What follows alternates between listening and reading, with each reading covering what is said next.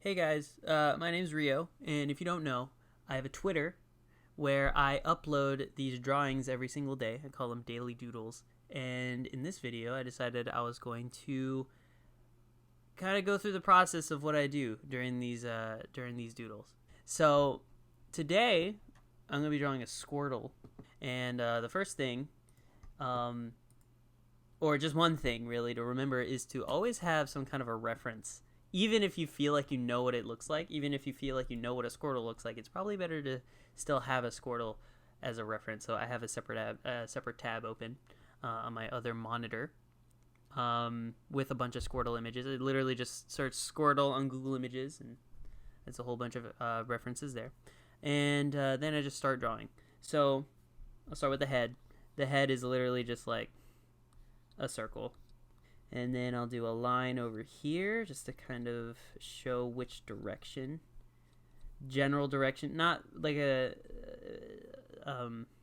law as much as it is just kind of a slightly rough kind of guideline as to the direction that the head is facing. And then I'm going to do the second one up here.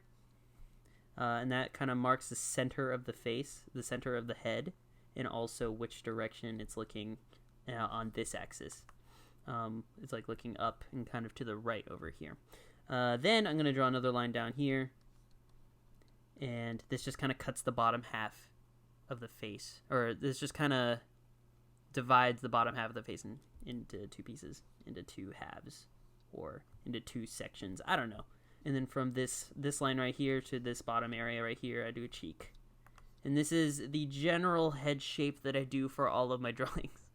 Literally all of my drawings, except when I decide I want to experiment. This is kind of the general head shape.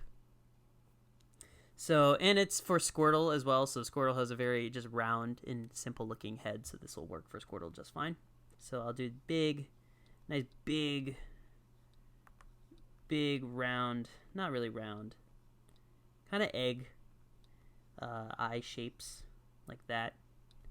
And then big pupils, and then like a nose here, and then we'll do a big smiling Squirtle here. So the way I did that mouth, it's kind of like a heart shape right here, where I kind of broke up the mouth into two curved lines. And then Squirtle has just kind of an oval here as a body, very simple kind of body here. You know what? I don't like that mouth. The more I look at it, I don't like that mouth. See, this is part of the process where I'm like, you know what? I don't like the thing that I just drew there, so I'm just gonna get rid of it. And then from there, we can figure out something a little bit different if we want to. As you see, I'm working really rough here, and there's no like defined lines or anything like that, but I'm getting the general kind of shape and silhouette of the whole thing here. Let's say now I want to do the arms. So the arms are going to come off kind of from these areas over here. So then I'm going to make this one kind of come up and like kind of reaching out like this. Yeah. Squirtle has really simple hands. So I can really get away with just kind of like doing that. Really simple hands, as you can see. Bam, there we go. And then over here, let's do kind of a similar thing. Oh, you know, I'm going to add a little bit of a thumb muscle right there. I'm going to add a kind of a similar hands out kind of over here. We're just going to throw that other hand over there. So he's like, yeah! Maybe I'll... let's do the mouth over here, or the nose over here, and then I'm going to do... That's meant to be like the little beak, but let's see here. Oh, I like that. I like that a lot more, actually. Yes. Okay, yeah. Generally, if you want to make something cuter, you make the eyes really big and you make the mouth really small. And that's generally how I approach that kind of thing. And as you can see, yeah, this is looking kind of cute so far. I'm liking it. Let's make his legs now. Let's draw his legs. So again, his legs are really stubby, so I'm just kind of Squirtle's really easy to draw, really, because it's just like an oval. He's got a very circular head, oval body, got some hands that are really simplistic, and then some feet that are really like the legs and the feet are really simplistic as well. So you can really just kind of get it in there. Although I am employing very kind of basic anatomy or basic proportions. So you can see here, this is an arm right here, and then I have also the hand. So this would be like the palm over here. Maybe adding a little bit of color would make more sense. Here's a palm right here, and then I have like the muscle that connects your thumb to the rest of your hand, and then that's where the thumb is coming from, and then I have these fingers that are coming up from the top of the hand right there. But because it's really simplistic, I can very just kind of roughly put it in there and fix it afterwards. So over here, as you can see, like I have a thigh right here, right? And then I have like the shin, I guess, and then we have the foot right here. So there's very subtle amounts of it. Yeah, and this is just kind of how my sketching process goes, where I'm kind of just throwing lines in there, and then I'm just sort of erasing lines as I go. So there we go. We're kind of getting to something that's a little bit more complete in terms of a sketch here. And then he also has like the little white border around here, so I'm gonna add that. It actually kind of starts behind his arm here, and I'm referring back to my reference for that, so that's cool. Yeah. He's got like the lines. Aw, I love this. I love this. He's like, yeah. Okay, and then the tail. We definitely need the tail. You can't forget the tail. Maybe I'll do like a little eyebrow situation right there. And I'm also gonna push up the cheek a little bit. Yeah. Okay, but the tail is also really simple because it's literally just like that. It's literally just a big kind of like weird oval thing, but there is a little bit of a swirl here. Something that I would recommend adding is in any situation, if you can add some kind of an overlap, it would make things look more interesting. So I'm going to add this kind of overlap right here, and it adds a little bit of depth. Just that little bit of detail, like, oh, this is like another mass that's kind of like going on top of this other part of the tail. So we have a very rough, kind of rough, but might just be messy more than it is rough, right? Because you can very clearly tell where everything is supposed to be. But I'm going to free transform. I'm going to Control T on Fire Alpaca and just increase the size to right there so that it kind of encompasses the entire canvas here. So there we go. Maybe over here the tail was a little bit thick. I wanna taper it in closer, or taper it in as it kind of gets closer to the body here. Okay, so I have a rough sketch now. Actually, I'm gonna make that a little bit smaller. Alrighty, so now would be the time to start doing the line work. So one tip that I would absolutely recommend, a lot of people, what they do is they sketch with a specific color so that they can, on top of the sketch layer over here, they can start doing their line work. But if you do that without doing this tip, you are susceptible to accidentally doing your line art on the same layer. It has happened to me a whole lot. It has happened to me. I feel like it's happened to everyone at least once. Where you start doing the line art and you're like, "Yay, I'm doing the line art." And then you're like, all right, time to color, and you try to disable the sketch layer, and all your line art's gone. One thing that I do is, first of all, I sketch in black, just like that. I just sketch in black like that. And then I lower the opacity of the sketch layer. And what this does is this will make it abundantly clear which layer you're on. So if you start doing your line art and you don't see it, like you press it down and you make a line, you don't see it, that means you're drawing on the wrong layer. So then that would mean that you're on the wrong layer. So that is something that I would do to make sure that you're drawing on the correct layer for the line art. With that being said, the line art, I have just the size 15 kind of pen here, and I zoom in and I just start kind of, actually no, I don't do size 15, I do size 10. And I just kind of go in and put in my lines. And I'm being really quick about it. I barely use any correction. Because for me, having like a lot of correction like this, it feels really sluggish, and I just prefer it being like this. But yeah, I'm just kind of going in very quickly, adding in the line art here. I'm undoing a lot. That's what everyone does. Is you just undo until you get the perfect line. But one thing I'll do a lot is I'll just settle for it. Like, that line wasn't perfect, but I'm just going to go for it because why not? Whatever. It's good enough. And then I'm kind of going in here. And something that you can do with your lines as well is you can sculpt them. Don't feel that just because you didn't get the perfect line, you have to start over. Like, you can kind of use the line that you drew to get something good out of it. Just by kind of going in and erasing certain areas or adding more to certain areas. Like over here, I want to add a little bit of a curve just to kind of make that transition not as weird. And the nose, boop. And then I'm going to do the mouth here. So, and sometimes I will kind of deviate from the sketch a little bit if I think that would make it look better. There we go. So we have the mouth. It is a little bit different from the sketch, so I'm going to turn off the sketch layer just to kind of check out what it looks like, and I think that looks pretty good. I think that looks fine enough. The head, boop, and there we go. I don't like the ending of the line over here, so I'm just going to kind of move that over. I'm just going to scooch the end of that line over just by erasing one half of it and then replacing it, I guess. Then we're going to do this.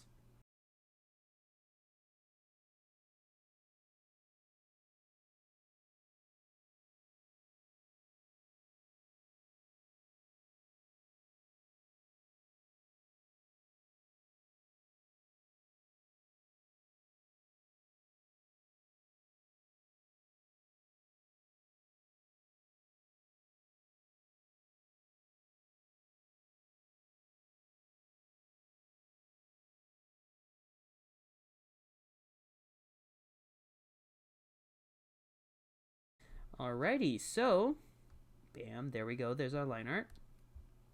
And then, the next thing I do is I prepare this line art for coloring.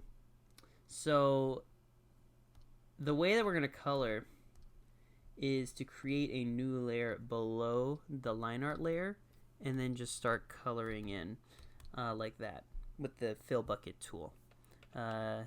And EnviroPeca, making sure that it expands 1 pixel or 2 pixels, whichever one. But as you can see, if I were to start doing this with a darker color, you'll start seeing, like with a black right here, you'll start seeing that there are some areas, more prevalently in this one in the eyes, you'll see there are some areas where there's like a little bit of kind of white showing through, a little bit of the background. And that's because some parts of the line art kind of create little pockets where the fill bucket can't get to. So I want to get rid of those immediately. So the first thing I do is I go in with the fill bucket tool and I color everything in like this. With any color really, but I'm going to choose like a gray color like that just so I can see exactly where it is. So yeah, you just kind of do that, and then you hit Protect Alpha over here. And then you grab a white and you just color everything white. So now this right here is just every bit, every part that's inside of the line art just colored white. And then we're gonna go here and merge this line art layer with this white layer, and that will create just kind of a black and white color, or black and white Squirtle. But the pockets of transparency will still exist within those eyes. But this is what I do to remove them. So I'm going to hold Control and then click on this layer right here, and that'll select the whole opaque area of this layer. You could also just go to Select and then Select Layer, or create Selection from Layer / Opacity, and that will do the same thing. And then I'm going to go to Select, hit Expand, by 5 pixels, and then I'm going to round the corner. So what that'll do, it does two things. It creates a nice border around the outside border of the line art, which will give it like a nice thick outline just to make it pop out a little bit more. And it also kind of covers in the crevices over here, specifically in the eyes, that the fill bucket would actually miss. So with this selection, I'm going to make a new layer below this line art layer, or below this layer right here. And then I'm going to get a black, and then I'm just going to fill that in. And I'm just using the rectangle tool over here to fill that in. It's not like a shape tool or anything. It's basically like a brush tool, but it kind of works like a marquee selection. And what that does is, again, that adds the thick line art. And it also fills in those crevices that the fill bucket tool cannot reach.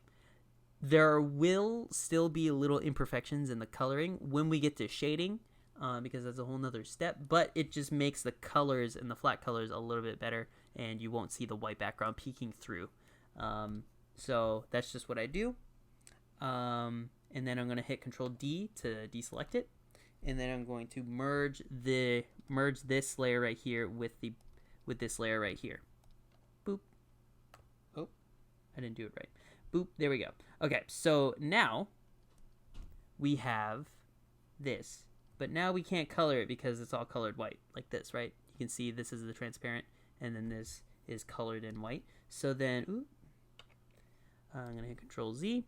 So what I do next is I go over here to Filter, hit Extracting Lines, and then hit OK. And basically what that'll do is that will extract the line art. So now everything is transparent, and that is something that you can do very easily in Fire Alpaca. I'm not sure about other programs, but that's something you can very easily do. And then from here, this is like the better line art, really. So now I'm going to make a new layer below the line art layer right here and just start coloring. I try not to choose anything that's too vibrant like this. I try not to do that.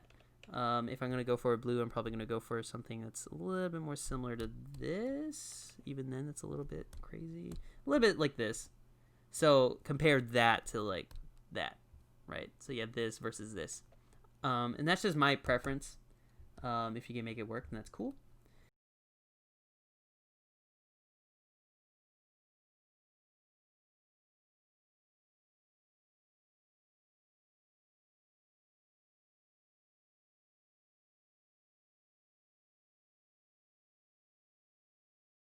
Okay, so now we have the base colors in. So then we're going to make a new layer above this base color. And then we're going to make it into a clipping mask. And then we're going to change the blending mode to multiply.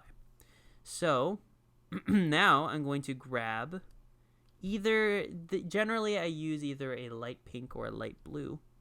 Or light pink, light blue. I'm going to go for light blue and see what that looks like just by kind of coloring it over. I'm not sure if I super love that. I'm going to go for a light pink now. Yeah, I like light pink. I think that looks pretty good on all of the shades here, although it is a little bit not visible on the eye, so I might have to change that. But with this color and on this multiply layer, I'm just going to shade it in. So I've decided that my shading is going to come in from the top right of the screen here, so I'm going to shade according to that.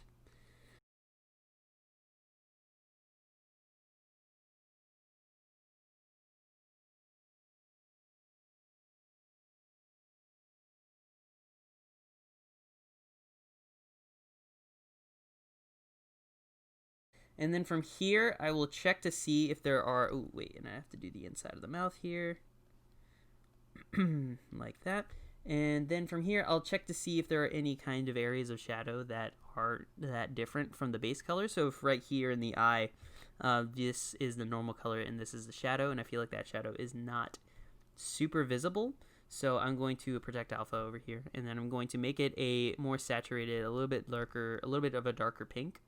And then I'm going to just fill in that area of the eye, and that should make it a little bit more visible. And there we go. Alright, so the next thing I do is I create a new layer above that again, make that into a clipping mask, and then I do soft light. I'm going to grab, for this one, I'm going to grab like a little bit more of a vibrant bluish, greenish color over here. And then I'm going to add kind of a bounce light or like a rim light, or I don't know. I like to add kind of an ambient light coming in from the bottom left. Because the light is coming in from the top right, I want this light to come from the bottom left.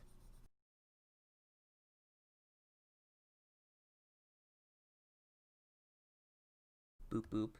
And there we go. That adds a little bit of interest, in my opinion. I think that looks cool. Next thing is I'm going to make a new layer above that again, turn this into a screen layer, and just add my highlights. I love highlights. I love just kind of going in. Something I do a lot is to add a highlight around the outside of this eye right here. I'm going to add this little area here where kind of alludes to the fact that the eye is a reflective surface. So I'm going to just kind of add a little bit of a highlight there. I'm going to add just circles, little boops of highlight. That might be a term you've heard from me before. And then I'm going to add maybe a little bit of a rim light over here. And then I'm going to add some little boopies over here, and then the tongue. Kind of add a little bit there, and then I'm going to then I'm going to do this. And then I do this. Maybe a little bit. So I'm just kind of playing around. I don't want to overdo it per se, but it is something that I like to do a lot. Just kind of throw in a lot.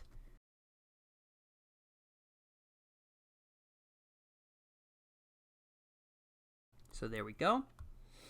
And I feel like that's done. I feel like that's done in terms of the highlighting and the shading and the little rim light. So I think that works.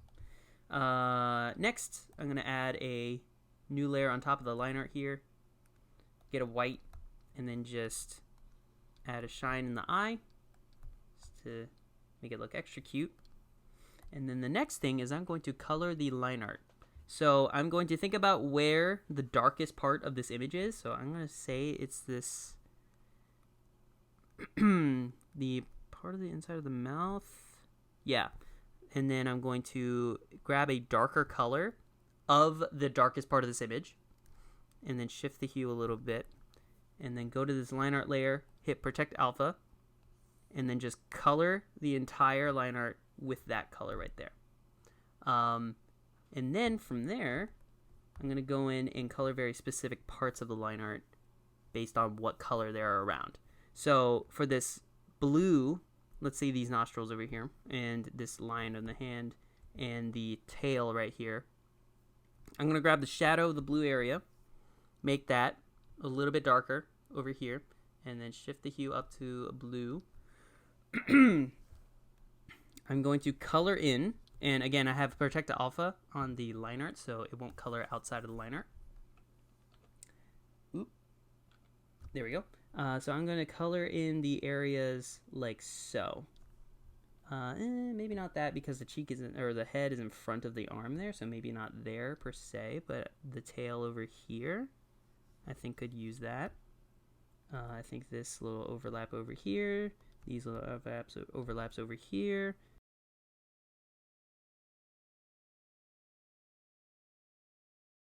And there we go. I would say this is pretty good for Squirtle.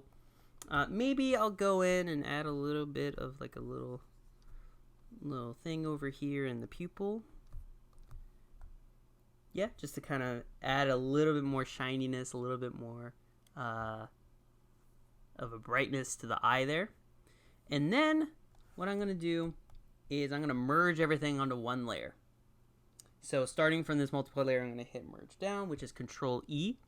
So Control E, Control E, Control E, Control E, Control E. So now everything is on one layer. And I'm going to do the same thing where I select the entire opacity of that layer. And then I'm going to select expand by 10 pixels this time around the corner. Then I'm going to fill that in with a white on a layer underneath this layer of the Squirtle here. So we're just going to call this the Squirtle layer. Underneath the Squirtle layer, we're going to fill in that selection right there. Then we're going to hit select, expand another 10 pixels, go another layer below this white layer now, and then we're going to choose a color and color it in like that. I'm going to choose pink. So, and I'm going to hit Control D to deselect. So that creates a white border and then whatever border of that color that we chose before. And then now on a new layer above this pink layer right here, I'm just gonna do like a fun little background. I'm gonna do a bunch of circles. Just do a bunch of circles. That's a background that I like to do sometimes. And I just do backgrounds like this so that, you know, I have something in the background. They're not just in a white void. Or you can leave them in a white void. It's not a big deal. But I just like to add just a little bit of a fun thing in the back here. And then once I have that, I merge this pink layer with this pink layer. I hit Protect Alpha. And then I just add a little gradient, a manual gradient. I use an airbrush tool. I'm going to grab a kind of a darker or more saturated pink over here. And I'm just going to, you know what? No, I'm going to go down here. I'm going to go down here, add a little bit of a lighter or a darker pink up here. And then maybe a little bit over here. And then sure, we'll make a lighter pink. And then kind of put that in these areas over here. And yeah, it just kind of adds a little bit of a gradiented background, makes it look a little bit more interesting, in my opinion. And there we go. I would say this is finished. So, with that being said, thanks for watching. That's literally all I do. So hopefully you are able to take something away from this. Hopefully, if you want to try it out, that's great. And hopefully you maybe picked up some things that you didn't know. I might be doing more videos like this, just kind of going through drawing something, because this is pretty fun actually, so I might do more of these. Anyways, thanks for watching, and